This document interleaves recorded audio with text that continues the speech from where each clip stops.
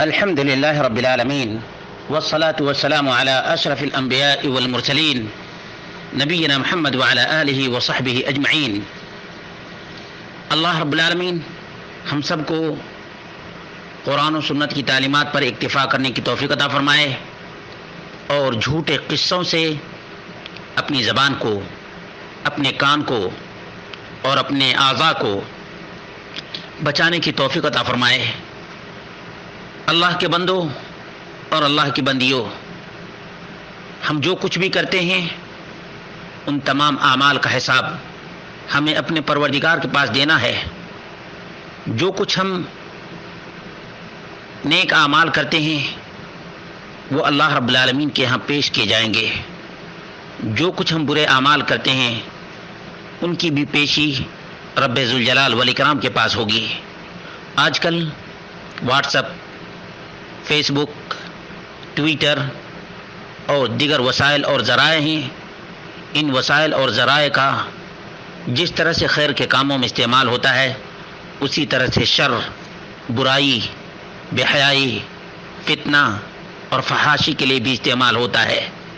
ہمیں آبرو باختہ لوگوں کی بات نہیں کہنی، ہمیں افسوس ان لوگوں پر ہوتا ہے جو دین کے نام پر غلط باتیں عوام میں پرچار کرتے ہیں، عوام کے درمیان جھوٹی باتیں پیش کرتے ہیں۔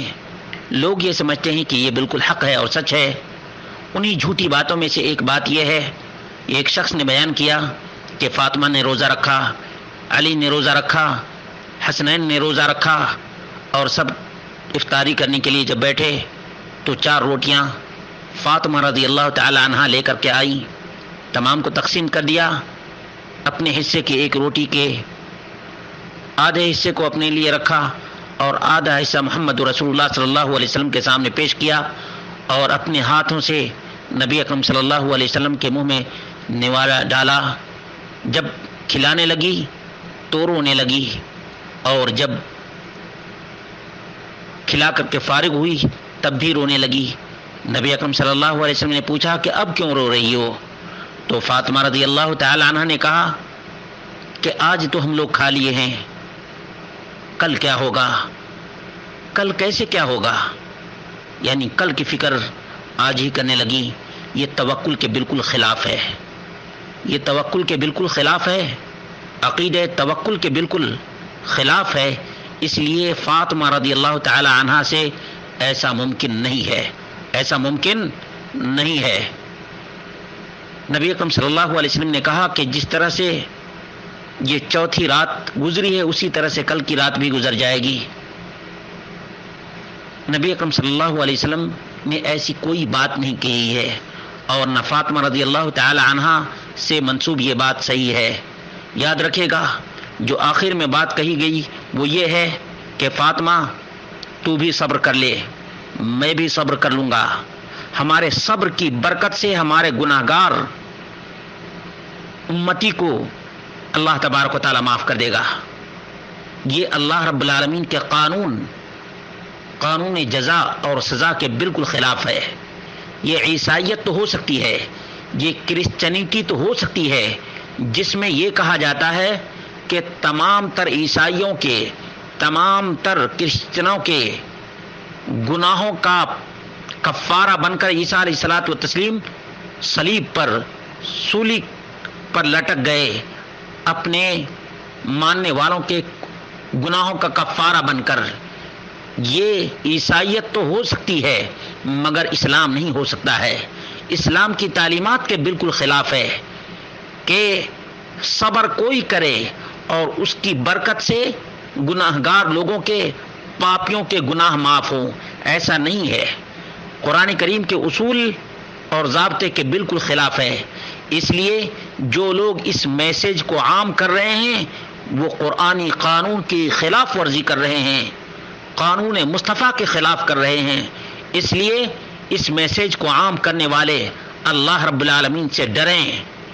یہ شیعیت اور رافضیت تو ہو سکتی ہے مگر محمد مصطفیٰ صلی اللہ علیہ وسلم کا دین نہیں ہو سکتا ہے۔ اللہ کے رسول صلی اللہ علیہ وسلم کسی کہ گناہ کا کفارہ نہیں بن سکتے. دعا نبی اکرم صلی اللہ علیہ وسلم نے کی ہے، لیکن اللہ کے رسول صلی اللہ علیہ وسلم کسی گناہ گار کے گناہوں کا کفارہ نہیں.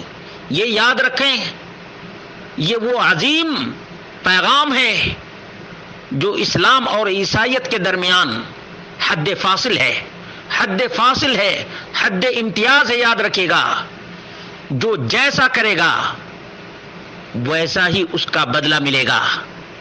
ایسا نہیں ہے کہ صبر کوئی اور کرے اور جزا کسی اور کو ملے، پھل اس کا کسی اور کو ملے. یہ قانون قدرت کے بالکل خلاف ہے. جو جیسا کرے گا وَلَا تَزِرُ وَازِرَةٌ وِزْرَ أُخْرَى وَأَن لَّيْسَ لِلْإِنسَانِ إِلَّا مَا سَعَىٰ وَأَنَّ سَعْيَهُ سَوْفَ يُرَىٰ ثُمَّ يُجْزَاهُ الْجَزَاءَ الْأَوْفَىٰ وَأَنَّ إِلَىٰ رَبِّكَ الْمُنتَهَىٰ. اٹھاؤ سورہ نجم اور پڑھو ان آیات کو اور سبق حاصل کرو. عزیزو، تم ان کی چکنی باتوں میں نہ آؤ، ان کی جذبات کے رو میں نہ بہو، بلکہ قانون قدرت کو تم دیکھو، قانون جزا اور سزا کو دیکھو. اللہ رب العالمین نے کتنے کھلے انداز میں اس چیز کو بیان کیا ہے. جو نیکی کرے گا وہ اپنے لیے کرے گا. من عمل صالحا فلنفسه ومن اساء فعليها. جو نیکی کرے گا وہ اپنے نفس کے لیے کرے گا، جو صبر کرے گا اسے صبر کا بدلہ دیا جائے گا، اور جو اپنے نفس کے اوپر برائی کرے گا اس کا وبال اسی کے اوپر آئے گا. گناہگار جو گناہ کرے گا اس کی جواب دہی رب ذوالجلال والاکرام کے نزدیک اسے ہی کرنی ہے، اور اسے ہی اللہ تبارک و تعالی پوچھے گا اور اسی کو حساب دینا پڑے گا. اللہ رب العالمین ہم سب کو اس قانون قدرت کو، رب ذوالجلال والاکرام کے قانون کو سمجھنے کی توفیق عطا فرمائے، اور جذبات کے رو میں بہنے کے بجائے عقل و شعور کا ناخن لینے کی توفیق عطا فرمائے، شریعت مصطفیٰ کی پابندی کرنے کی توفیق عطا فرمائے، اور اللہ رب العالمین ہم سب کو عقل و بصیرت عطا فرمائے، قرآن و سنت کی تعلیمات کو زندگی میں نافذ کرنے کی توفیق عطا فرمائے، اور اپنے عمل کی اصلاح، اپنے عقیدے کی اصلاح کرنے کی توفیق عطا فرمائے.